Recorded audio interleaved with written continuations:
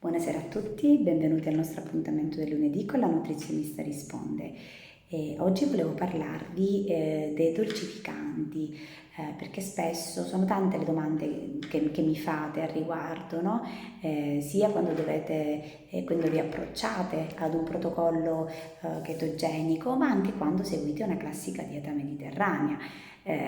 Perché non trovate mai sul piano alimentare lo zucchero. Allora mi chiedete, dottoressa, ma come posso dolcificare? Perché io il caffè amaro non riesco a prenderlo, le tisane, il latte, anche se nel latte c'è già il lattosio.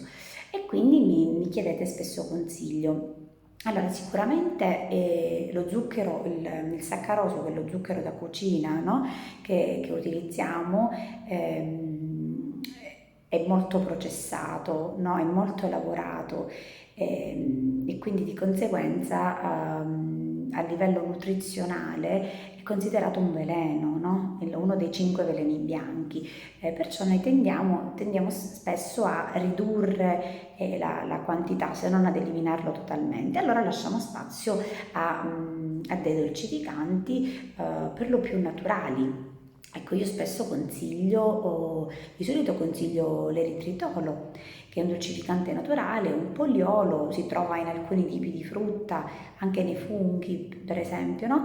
E la cosa bella di questo dolcificante è che dolcifica al 70%, quindi con dello zucchero raffinato, e non ha un retrogusto fastidioso, come per esempio potrebbe essere quello della stevia. E la stevia è un altro dolcificante naturale che io consiglio, ma a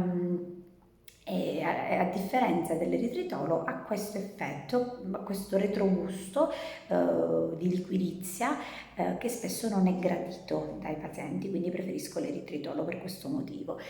Poi ci sono altri dolcificanti che sono per lo più però chimici, per esempio il sucralosio, che è dato dalla lavorazione del saccarosio e di solito nelle diete chetogeniche è consigliato. E poi ci sono c'è ad esempio il killer silente, l'aspartame, no? Che è un dolcificante sintetico, chimico, che io di solito non consiglio mai, la saccarina, che ha un potere dolcificante molto elevato, però poiché la dieta è uno stile di vita e quindi deve essere intrapresa per tutta la vita, non mi sento di consigliare qualcosa che a lungo termine possa in qualche modo nuocere, ecco, alla salute, anche alla salute del nostro intestino soprattutto, no? Che è quello che ne risente di più e anche può avere degli effetti gastrointestinali, no? Si possono avere degli effetti. Quindi quello che vi consiglio è cercate di mangiare il più naturale possibile, utilizzate la frutta, magari nello yogurt greco che non vi piace tanto, nello yogurt greco bianco, mettete delle fragole. E di conseguenza tenderete un po' a modificare il gusto, a dolcificare, no?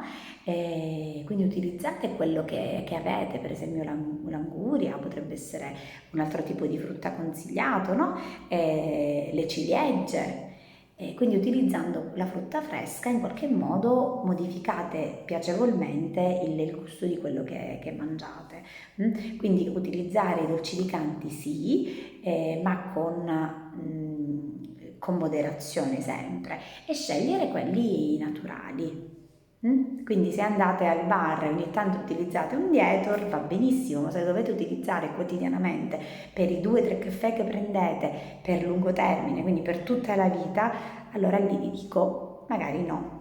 Ok? Per qualsiasi altro dubbio mi contattate, io sono a disposizione e vi aspetto lunedì prossimo. Buona serata.